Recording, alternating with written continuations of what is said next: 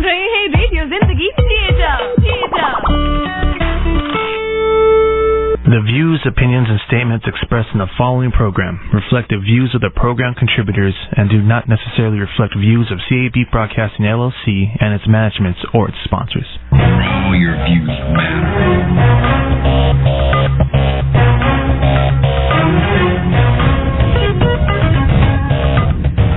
Radio जिंदगी 1170 AM पर welcome listeners, मैं हूं आपके साथ ईरा। शो लेके आए हैं आपके लिए the Shah Pirali law show. Yes, it's time once again when we are joined by attorney Shah Pirali on air with us.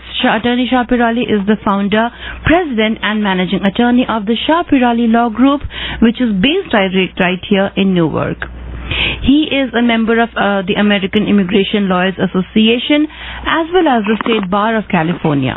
He is a passionate advocate of human rights, civil rights, social action and social services, and he has a strong interest in and knowledge of the political legal system in the US.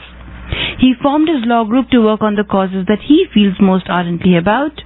The law group focuses on immigration law with an emphasis on employment-based immigration, and he helps his clients all over the US. Office जो head office, main office New York में यहाँ based है, San Francisco में एक office है, and also we have attorney Sharif who joins us from Washington DC. So you can get in touch with him through, it doesn't matter where you are, you can get in touch with them through the phone, through the website, virtual appointments. Definitely book your consultation. If you like to speak to him during the show, अगर आपको show के समय उनसे कोई सवाल पूछना है जो आपको लगता है कि आपका इमिग्रेशन का सवाल है, चाहे वो कोई भी हो, किसी भी वीजा या किसी भी केस के बारे में हो, आप फोन कर सकते हैं स्टूडियो के नंबर पर 510-657-1170. That's 510-657-1170. ये है स्टूडियो का number. We have attorney Shah Peerally with us till 11 AM on air on the show till 11 AM. तो आप फोन जरूर कीजिए, लेकिन अगर आप उनसे बात करना चाहते हैं प्राइवेटली, अगर आपको अपॉइंटमेंट फिक्स करनी है तो आप उन्हें फोन कीजिए उनके ऑफिस नंबर पर 510-742-5887. That's 510-742-5887. Get this information and more on the website peerallylaw.com. That's PEERALLYLAW.com. Good morning, Attorney Shah. How are you doing? Good morning, Ara. Good morning, everybody. Today I'm doing okay. I'm a bit happy. Still under reservation, but I'm still happy. I don't know. No. This time we are there. Now the electoral college. Aren't we more certain now? There's less uncertainty. I mean, I remember like 3 weeks ago you were still saying inshallah and hopefully, but I hope that hopefully has now worked out. It's still inshallah. Why do you say so? But it's always like that. But the truth is, like, we still have some. It's not difficulties not to overcome. It seems like clearly now everybody is on the same page. The problem is we are expecting things to be a little bit rough, and it's already happening. You saw the people dying in DC and things like that. So it's the first time we've seen this in America, right? We have not seen those kind of things. We have been to how many? I can't remember. Maybe 30, 20 elections, including Congress, etc. We never seen this kind of things happening. But then again, we never seen Donald Trump being president. So it is of course something that we expect. But anything I'm going to tell you today, of course, is my opinion. You should not act or refrain to act solely on the information provided. You should contact an attorney if you have any questions. Now, of course, before I start, we're going to have Attorney Sharif hopefully joining us in 5-10 minutes, I think, right? Right. So we're going to talk a little bit about the changes that are coming, and they're really pouring right now. That so many things are happening. Luckily, some courts are blocking them on and off. The 944 form is back, which is the declaration of your assets for people who are filing for adjustment of status. It was on, it went off, and then it went back on, and then it went off, now it went back on. It is playing the roller coaster with us, but this is not really something people like, because you have to declare everything you got, and most people don't feel comfortable doing it, but you will have to still feel it until hopefully Biden takes it away. another lawsuit takes it away. So be ready for that. And I'm talking about the 944 form, which is attached to the adjustment of status for most people. So just to let you know, this is happening. And also, we are seeing a bunch of rules that are very negative concerning asylum, for example. And I'm not going to go into details on those because hopefully they will be taken out.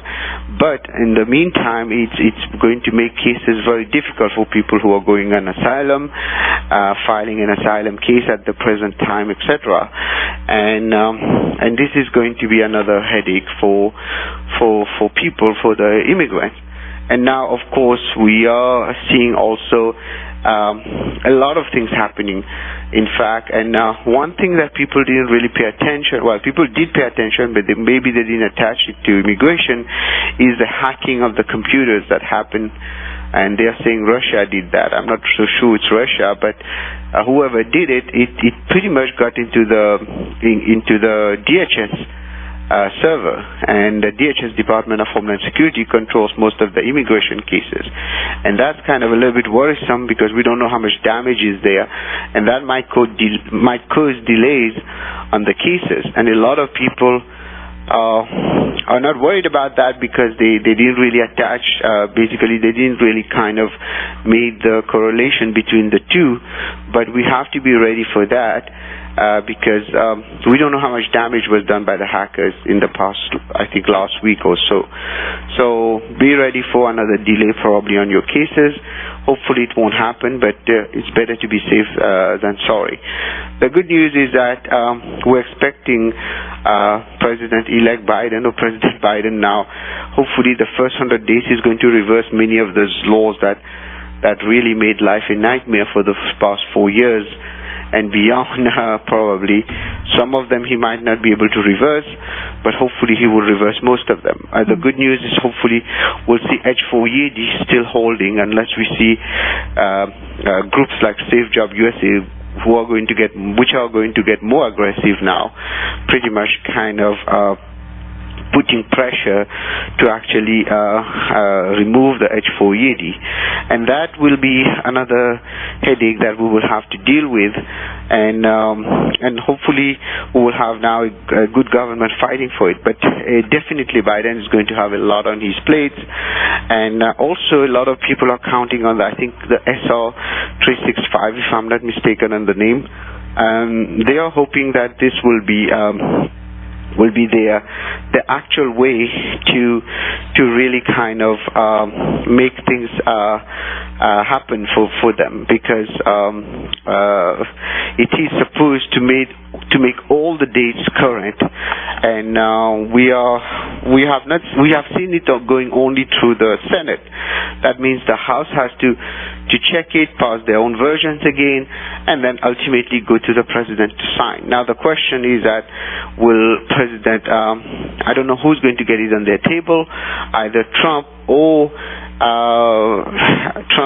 Biden, but we will have to wait and see. I'm not very confident it will pass, unfortunately, because it's going to require a lot of changes, but we are hoping it will. So that's another thing that we are hoping good news to come.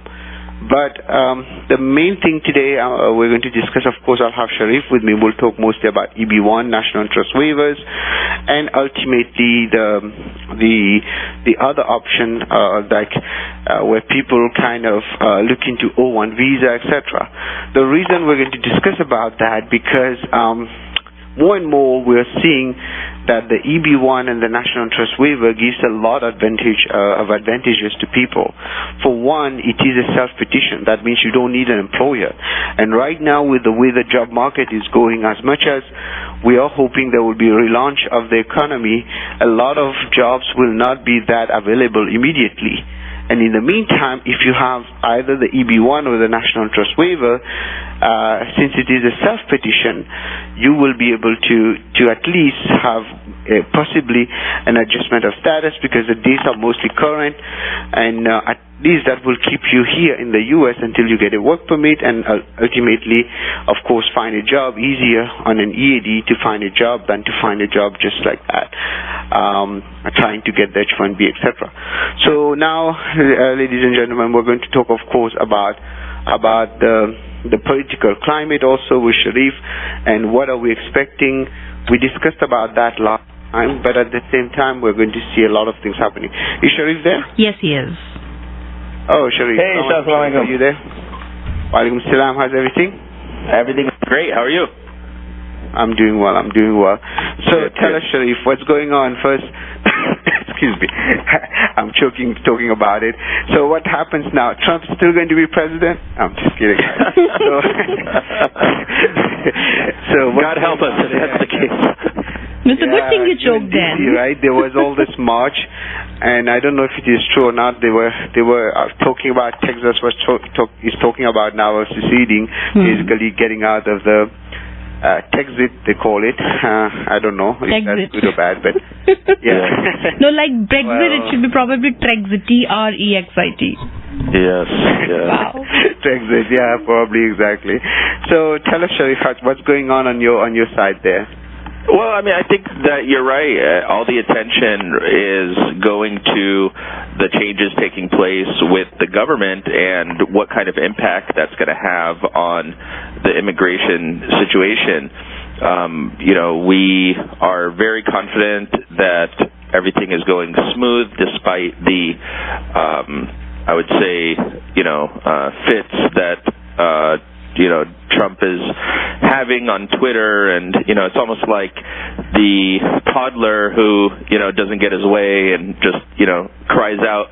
But as far as the legal process, everything is moving in an orderly fashion. I think that there were few lawsuits. One of them that was from Texas against the 4 swing states that went for Biden.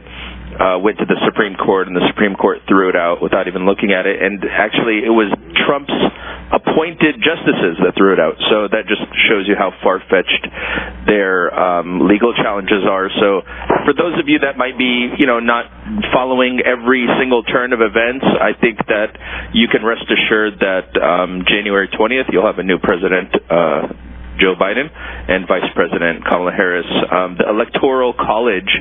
So the way the U.S. system works is after they vote, each state votes, the winning candidate selects electors to represent them in a meeting at each state, within each state. So, each state has the number of electors is a combination of how many representatives in the House and plus 2 senators. So that is how they determine the number of electors. And, the Electoral College met and has already elected Biden as president and Kamala Harris as vice president, and even the very right-wing conservative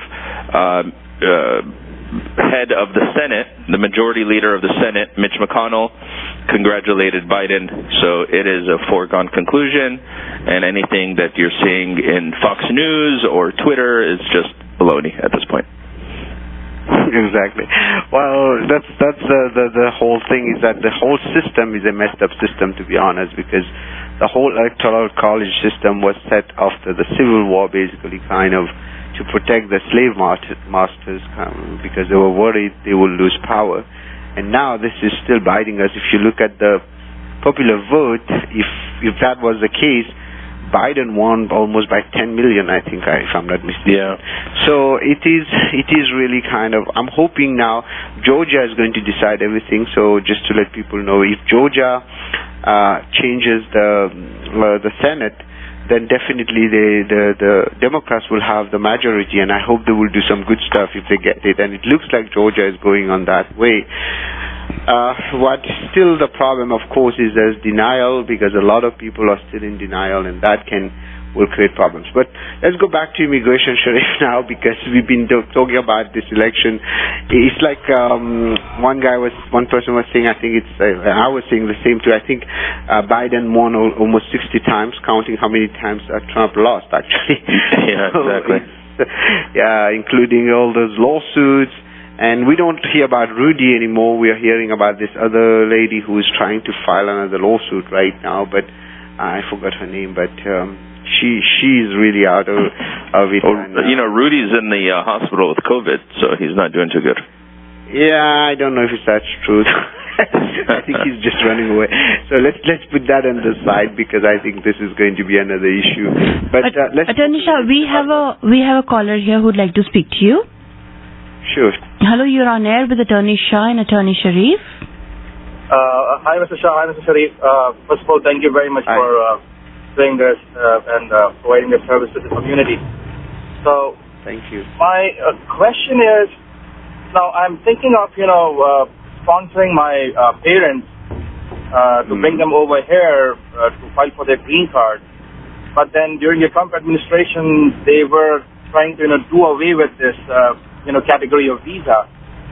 So how will it impact now, since, the administration is changing? And also, I've heard that, they have made it more difficult, to pass that citizenship test. I mean, once we get there, but so is it going to impact at all, or everything is going to be same as usual, before? Thank you. Well, this is a good question. I'll answer that, Sharif, so if that's okay with you. So, yeah, basically, yes, it became more difficult, but not that much. We were still filing. They never removed the law, by the way. Trump never removed the law. In fact, he didn't really remove any law. He just made everything more difficult. That's all. Except the ban, the Muslim ban in the beginning, he got so many countries out, and he added more countries lately.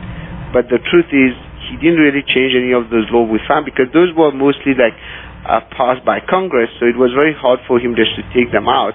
And no, it's still good. You can still bring your parents. Of course, if they're already here, you can file it from here. If they're outside, we can file it from outside. So, and yes, for the citizenship test, it's getting a little bit more difficult. I'm not going to go into details on that, because I'm hoping this will change too, because they made so many mistakes on that test. So there's a chance the court will kind of, I don't know if there are any lawsuits at this point, but hopefully there will be. But yes, the citizenship test has become a little bit more difficult. You have 20 questions, out of which I think 12 you have to get right. And plus the way that the system is set is a little bit more to learn. But fortunately, I'm pretty sure most people will pass. But again, it will be difficult for many people who doesn't speak English very well. So if that answers your question, and if you need help, just give us a call for the family petition, 510-742-5887. Okay? Thank you, Mr. Shah. Thank you very much. Thank you. Thank you very much for calling in. Once again, I'd like to give you the office number, 510-742-5887. That's 510-742-5887. And in case you're driving and unable to note it down, remember peerallylaw.com. That's the website. You will get information over there. peerallylaw.com. peerallylaw.com. Let's continue. Okay. Thank you so much. So, Sharif, tell us a little bit about what's going on the EB1 side, because a lot of people are jumping onto EB3 and without really kind of seeing a security in that, because this is getting stuck again, and people should. Let's talk about. I talked about that a little bit earlier. EB1 is a good choice, especially with the time when we are seeing a lot of companies shutting down, firing people, letting people go, doing layoffs, etc. So EB1 is a very good option. People should consider it, and at least a national interest waiver. Tell us a little bit about those. Absolutely. I think, to understand whether one qualifies or can qualify for an EB1, I think that the main factors are, first, whether, and this is for what I would call a non-traditional applicant, somebody who is in industry, not like an academic sort of person, is whether the individual commands a high salary. I think if you look at one factor, it is really an objective measure, meaning you can't fake it, right? So there's no company that's going to overpay somebody, right? Companies are very sophisticated, and where they pay somebody, over $250,000, they're doing so for a very good reason, and that has an impact on the individual's ability to qualify for the EB-1A. Now, the thing that I think folks do need to understand, though, is that the EB-1A is not an easy process by any measure. You do need a great deal of evidence. You need to work really hard to get that evidence, and it's not going to be an overnight magical solution. It is going to be one where you have to roll up your sleeves, you have to follow a very set strategy, and come through with a great amount of evidence, and it takes a lot of skill to provide an analysis of the evidence, applying it to the law, and making sure that you meet the qualifications. So, this is something that will still take a few months, maybe, but of course that's a lot better than waiting, many years for something to happen. I think the really what we've learned since October, when the categories went forward for filing dates, is that the adjustment of status process is really a mess right now. So many people who have done I-140 downgrade and then filed their adjustment of status, now 2.5 months later, don't even have a receipt notice. So that is because of the volume, first and foremost, of those adjustment of status applications.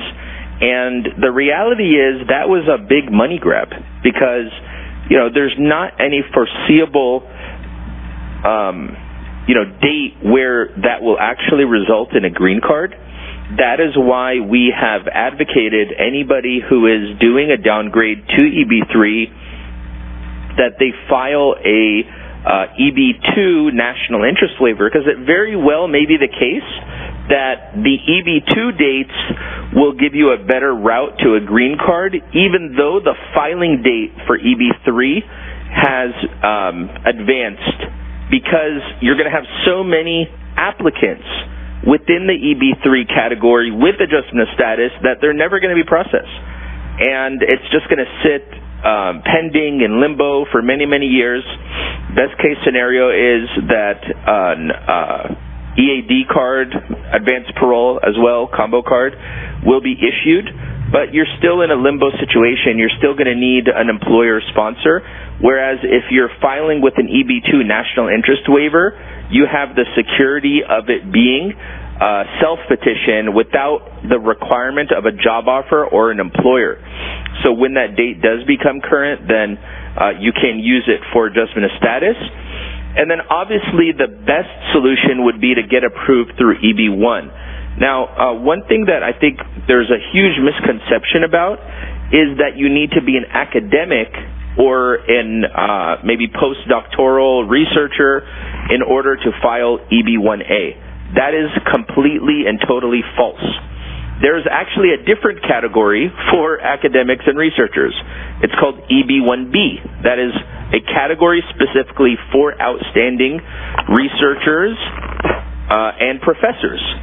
Therefore, if you think that you need to be a researcher with postdoctoral credentials in order to file EB1A, you are being misled. You have read the wrong information. You are being, the information you have is not correct.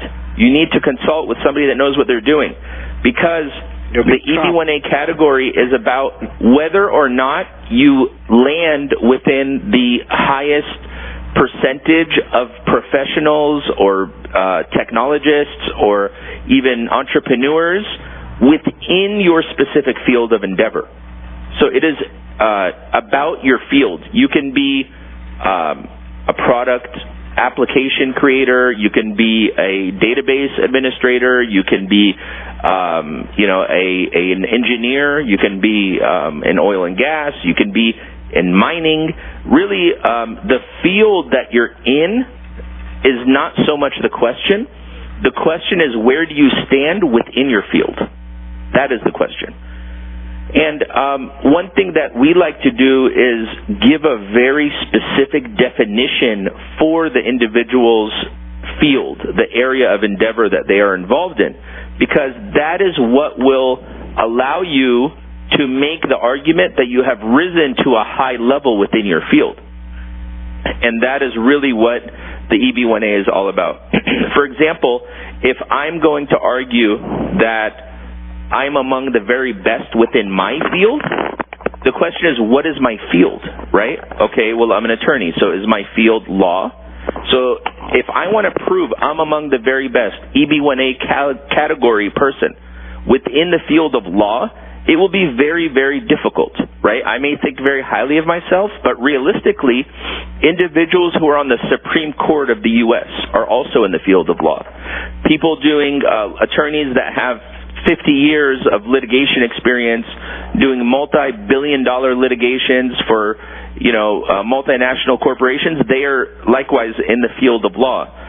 Law professors who have written important treatises, they are in the field of law. The Solicitor General is in the field of law. The Attorney General is in the field of law. So how can I make the argument that I have risen to the very highest level of the field of law? It'd be very, very difficult. So what am I going to do? I know that I'm actually an immigration attorney. So instead of saying that I've risen to the highest level of the field of law, I want to narrow down my field and say, you know what? My field is immigration law. It is not law. Therefore, 90% of the competition has just been eliminated. So I'm only now making the case that I'm among the very best within immigration law. And then I could go even further and say, you know what, it's not really immigration law because, there are more, experienced experts like, Shah Peerally, for example. So how could Sharif be among the very best in immigration law? So, what I'll do is I'll say, you know what, I'm actually, my field is actually employment-based immigration law. Now I've narrowed down the field even more. And then, you know what? Actually, my field is employment-based self-petitioner law. Now I've narrowed it down so much that maybe there are only 80, 100 such attorneys that practice in this area. I can compare my skills with their skills, and I can make an argument that I have risen to the very top of the field. Because I can give you hundreds and hundreds of examples of folks who had met three criteria. For example, they've performed in a critical role for an organization that has a distinguished reputation. They, have reviewed and judged others' works. They might have publication or, something along those lines. But the question is, have they risen to the very top of their field? Because that is what will get you approved for an EB1A. And ultimately, that's the test. So that is the kind of strategy. If somebody is, for example, a computer scientist, right? We're not going to say that you're among the very best computer scientists. We want to peel the onion, right? We want to get to the core of what exactly are you doing, okay? Are you, for example, security of database optimization for public sector, for this, for that. So that you want to get very, very narrow within the field and how you present your case, because that is what will allow us to make the argument with credible evidence, with evidence of your reputation, with evidence of where you stand within your very, very specific field, and that is what will allow you to create an EB1A profile and case. But again, it's not something that's going to happen overnight. You need time, you need patience, you need strategy, and it needs to be executed. So, it takes deep thought and lots of, skill to make happen. But, we've done it hundreds and hundreds of times and are very successful at it, and we can do it for others. It's just whether you have the vision to articulate the case that is needed for you to be approved. Exactly. Sharif, since I have you on the radio, and so I'm going to ask you a few questions about some of the myths that I always encounter when I do a consultation when it comes to EB1. Most lawyers, most people, even lawyers actually, believe that you can get an EB1A without publications, or you cannot get an EB1A if you are not like top 5% in the world.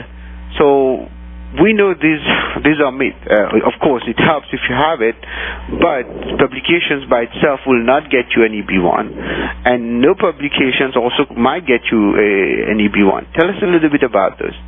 Absolutely. So again, I think this is one of the huge misconceptions. There are 10 sustained acclaim criteria.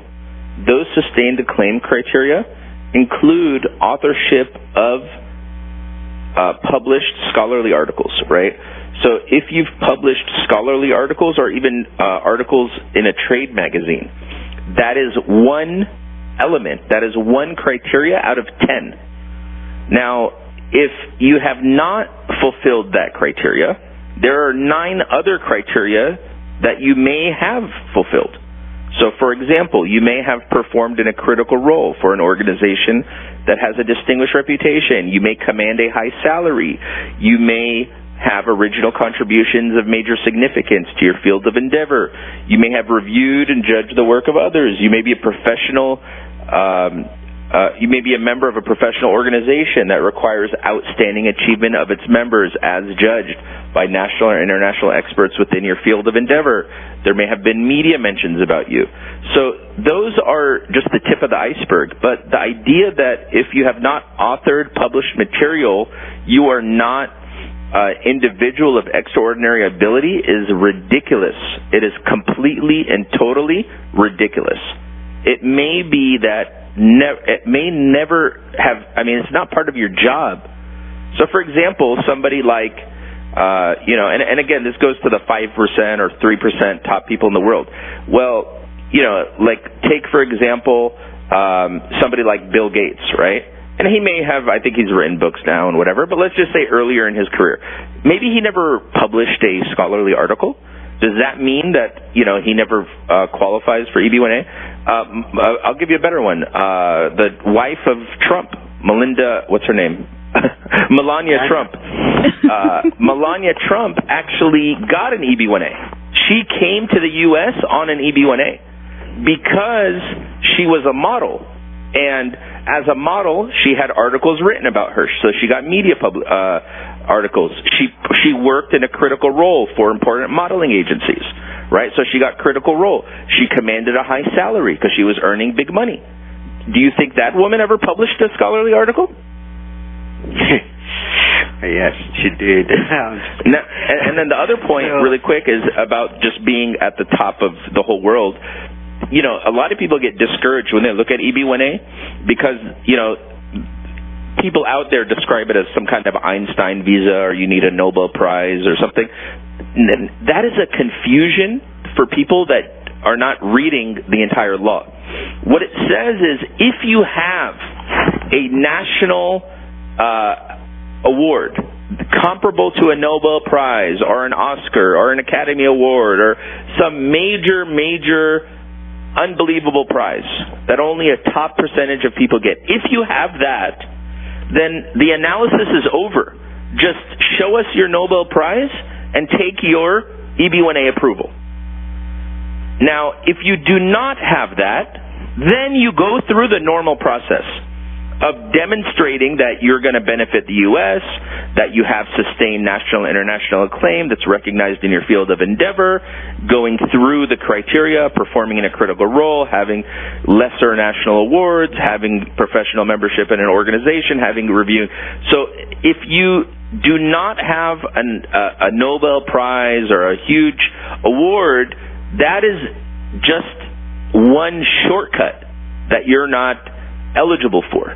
It doesn't mean that you're not eligible for EB1A. It just means you're not eligible for the very fast shortcut to get an EB1A.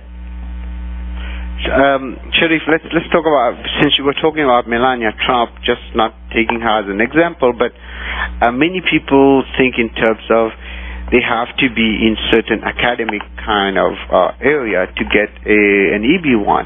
And since you were talking about her, I know a few people have contacted us who are good in sports, who are good in acting and things like that. Paint art. We have artists.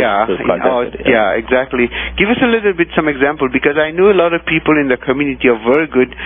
For example, in India, Pakistan is in arts, but since they came here as maybe a software engineer or a doctor or something like that, and they never realize that they can get an EB1 on that other part. You don't have to be working in the field at this point, right? Tell us a little bit about that. That is 100% correct. And in fact, we've done several cases like that, where, for example, an individual was a world-class cricket player, and he was working in the U.S.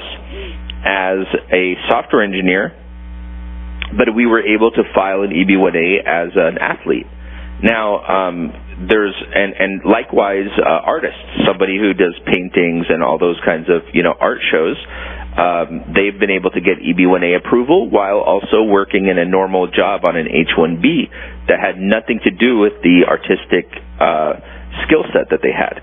Now, there even is more practical situations. So, for example, one may be in the U.S. on an H-1B working in a software role, right? Because that is what they were able to get for their H-1B purposes. However, prior to entry into the U.S., they may have been, let's take, for example, an antenna engineer, okay? So the prospective immigrant is working as an antenna engineer in Europe. They're installing or creating, antenna design or what have you, and have done so very successfully. Then they get an opportunity to come to the U.S. to work in some completely different kind of job, like in this case, software. They're working maybe a couple years, 2-3 years in software. Maybe they have an I-140, EB-2 in software, and from their employer, but they're still dreaming about their inventions and patents or whatever work that they were doing as an antenna engineer.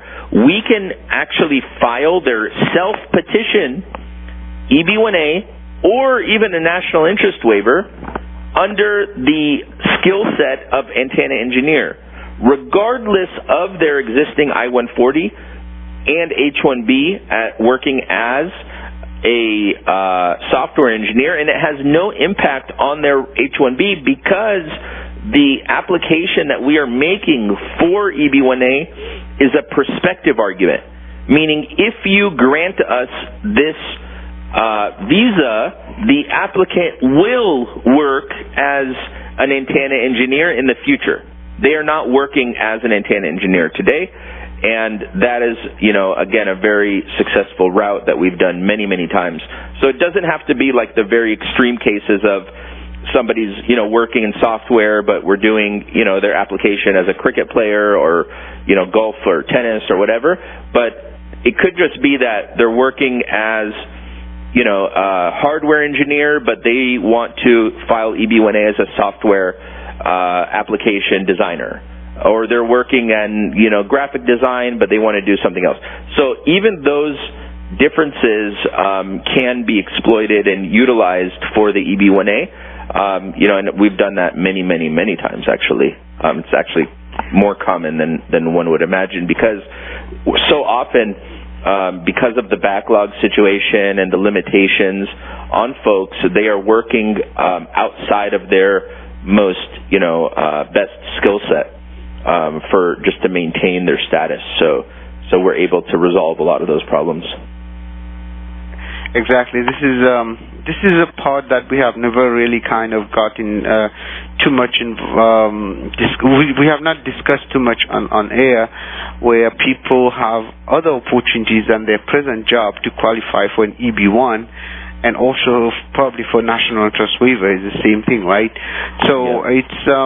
It is interesting. And Sharif, tell us a little bit what's going on lately under the EB-1. Any kind of news, anything special happening, any kind of cases you're seeing potential where people should take advantage of? Because that's what people really want, because most people, sometimes they don't even know they qualify for EB-1. So tell us a little bit the hot areas, maybe. Before that, I'd like to take a moment to remind all the listeners that if you'd like to ask any immigration question, listeners, please do call us right away on the studio number.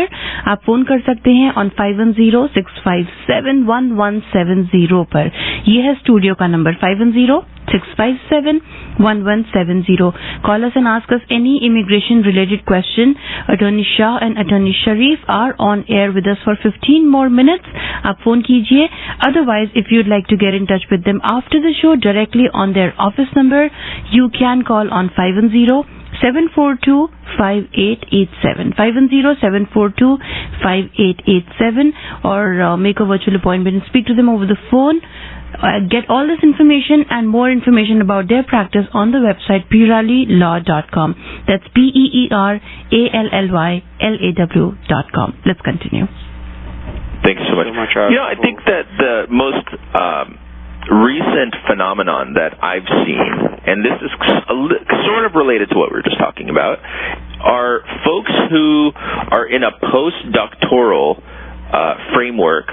So they have a doctorate or even a master's, but they work as researchers. So they work in an academic, climate, in maybe doing lab research or something like that. But then they come to me and they say, "Oh, I know I cannot get an EB1A because my friend who has more publications than me filed and their case was denied." And I'm able to get those folks approved for the same reason we were just talking about. Because the prospective argument, the reason why I want to file your case is not so you can remain at that obscure university or even prominent university doing research in a laboratory. The reason why I want to get your case approved is so that you can go and work in the private sector and make real money. Those cases are winning. Each and every one I've done has won. And that is because we are not making the argument that you're an academic or that you're a researcher. We are making the argument that you are an expert within your field who is extremely valuable to the private sector. And when we compare your credentials as an individual who's, done research and publications and, all of the things that a postdoc individual might have, but do it within the private sector context, then you have really stood out as someone who is, really going to benefit, because then they're not comparing you with prominent researchers within the field. They're comparing you with, for example, product creators or whatever that you might be working, engineers. And that is, I think, the best way to get someone who is maybe a mid-level researcher approved for an EB1A.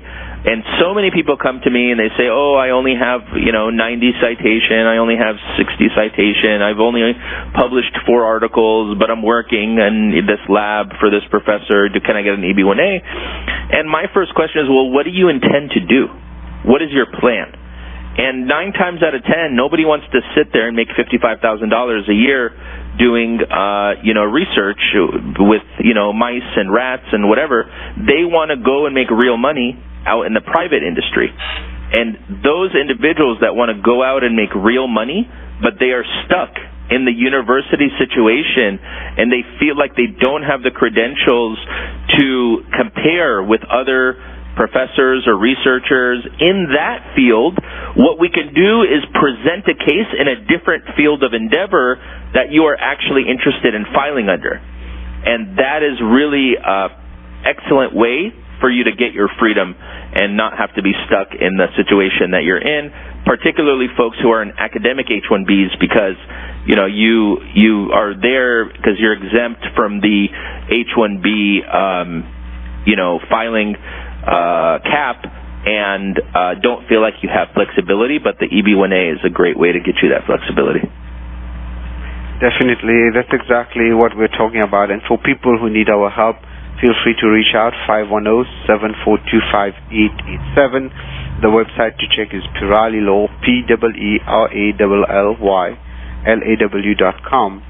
And Sharif, another thing that we have not really discussed a lot are the investor visas, because we've been talking about EB1 or visa, but for some people, we're not talking about EB5 here, of course, because for India they don't have this, unfortunately. But one of the ways we have been successful in kind of creating the investor visa is to use the L1A. And can you talk a little bit about that? There's an E2 visa, of course, for people from Pakistan, Egypt, France, etc.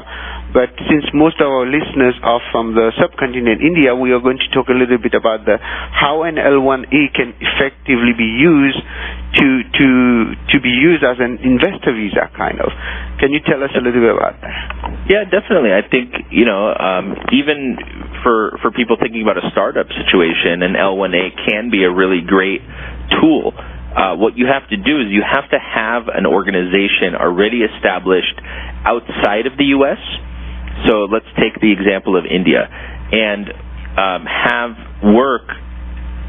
You have to demonstrate that you have worked at least 1 year for that overseas employer within the context of India. So you've set up the company, you've worked there for 1 year, things are going in some, positive directions, you're maybe opening new clients or finding clients, what have you, or developing product. Then after 1 year, after having proven that you have 1 year of working in an executive or managerial capacity for that organization, and if we're talking about a kind of a startup organization, might have a limited number of employees, then proving that you work in a managerial or executive capacity will not be that difficult, particularly in executive capacity. So there are some kind of details I don't want to get into now about how you want to structure that entity to make sure that you don't run into any problems. But ultimately, after you've had your 1 year of work abroad, or those of our international listeners, if you have an existing company already and you are working outside of the U.S. and maybe you're seeing some opportunities to open up a market in the U.S., you can then establish the new office location in the United States. So either you've started the company, worked for a year outside of the U.S. and are now starting that new office location, or you have an existing company, it's been going on for a while, you've worked outside of the U.S. for the past year or one in the past 3 years, then you can enter the United States in order to establish that new office location.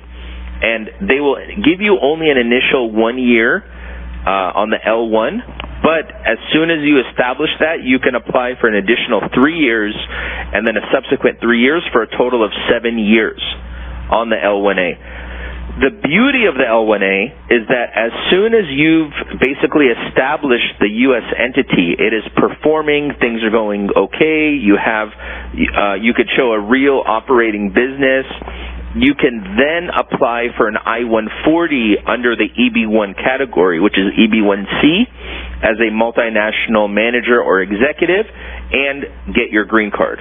So this will take some investment, some strategy, and work and development, but it is really a great way to use kind of an entrepreneurial pathway to get your green card. For those of you in India in particular, where you're worried about the visa backlog, this will get you in the EB-1 category.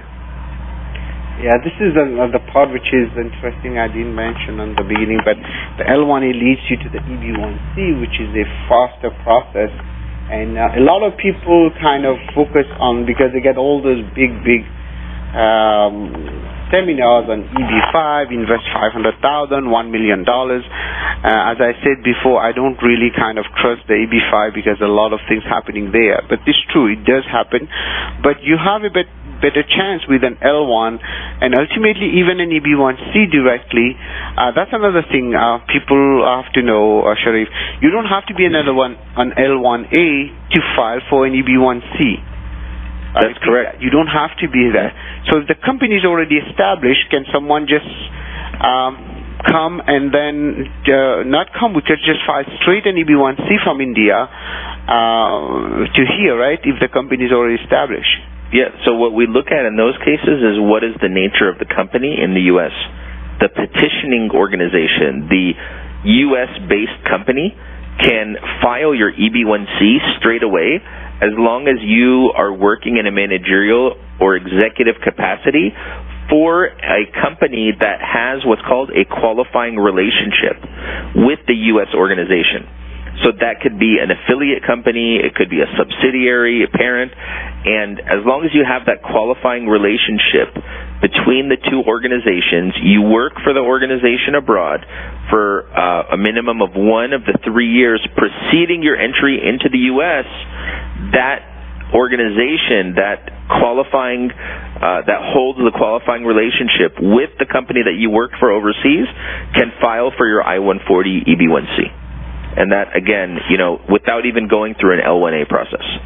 The L-1A is great for a new company, right? That's for someone who's just establishing a new company in the U.S. that did not previously exist. But if you have a company that is already existing, has a solid foundation in the U.S., and it has a qualifying relationship with an organization outside of the U.S., and you've worked 1 of the past 3 years preceding your entry into the U.S. for the abroad entity with the qualifying relationship, then that's a great way to take advantage of the EB-1C. Absolutely. Exactly. Thank you so much, Sharif. So we're almost done, right? Ira, how much time we have? Another 4 minutes to go? Yes, approximately 4 minutes. So, Sharif, since we have 4 minutes, let's talk a little bit about E2 visa. I know for many people, unfortunately, from India, they don't have the E2 visa, but we know we have listeners also from all over the place in the world, especially people listening online, and as a special shout out to them. Tell us a little bit about the E2 visa, because this is very interesting for some people who just wants to invest money, because the biggest question is they ask, how much do I have to invest? So tell us a little bit about that. Sure. So what the law talks about is what's called a substantial amount of capital. And the way it defines a substantial amount of capital is relative. So it's relative to the total cost of the business enterprise. And we've done cases, E2 cases, for as low as $40,000. Because relative to the cost of establishing the enterprise, it was sufficient. Now, you also have to make sure the business is not what's called a marginal enterprise. It's not something that is basically insufficient to support the person's income. So just to back it up a little bit, the E2 visa is a non-immigrant visa for a business entrepreneur that is seeking to enter the U.S. to undertake some business enterprise. So the easiest way to think about is that let's just say you're opening a restaurant, okay? You have to first be from one of the countries that holds you be a national of a country that maintains a treaty of commerce and navigation with the U.S.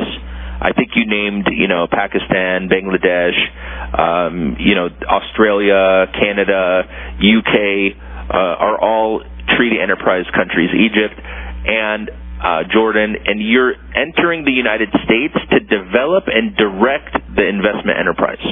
And basically, it's established by showing that you have at least 50% ownership of the business and possession of operational control. This is very important. You need to be entering the U.S. to be the main business operator. And that is one thing that is required. And then the other thing required is, like you mentioned, the substantial amount of capital to invest. And I think the best way to think about it is, can you demonstrate that whatever the business that you're starting will make enough money to pay you a salary? As long as you can show that, then you will defeat the marginal enterprise requirement, and you'll be able to show that you're investing a substantial amount of capital. So, we're looking for real, active, operating, entrepreneurial undertakings. And, this could be a tutoring center. It could be a technology company. It could be a video game company. It could be anything, really, as long as, you can meet that requirement of showing some kind of substantial investment, and more importantly, that you're able to show that you can support the salary, that you have a business plan and can really show that the salary will be maintained. And the idea is that you'll be allowed an initial stay of 2 years, and then you can make requests for extensions or changes, and those will also take usually 2 years, and there's no limit for an unlimited period of time. So you get 2 years plus you continuously, for an unlimited amount of time, can renew for additional 2 years. And I think one thing to close on here is if you plan this right, you can actually reposition your entrepreneurial endeavor into a national interest waiver. And this is something that I think not enough people think about or take care of, but you can actually plan it and do it in such a way that at some point in time you can file for a green card. There are some, because the E2 is a non-immigrant visa, so you may have to go out and come back in, but ultimately it is very possible for you to build up your profile to meet the requirements of a national interest waiver. Attorney Sharif, Attorney Shah, thank you so much for such great information. We are at the end of the show. It is already 11 a.m. here, and we should continue this conversation next week, definitely, because it was so interesting and so informative. But Attorney Shah, you have to say something? Yeah, I just wanted to say thank you so much, and give us a call, 510-742-5887. Thank you. Absolutely. Thank you, gentlemen, for being here. I'll talk to you again next week, and thank you, listeners, for tuning in. Remember to log on to the website, peerallylaw.com. Stay tuned to Radio Zindagi. Have a fabulous Wednesday.